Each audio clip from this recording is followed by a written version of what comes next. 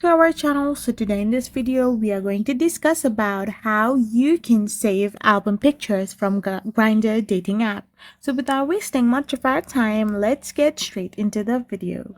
So you can simply tap open your Grindr app and find different kind of profiles, and when you have selected one profile, you can see that they have albums locked.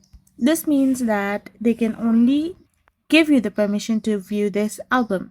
So once they have given you consent, you can view their albums. However, saving pictures from Grindr album is not straightforward, and Grindr actively works to prevent unauthorized downloads, including blocking screenshots.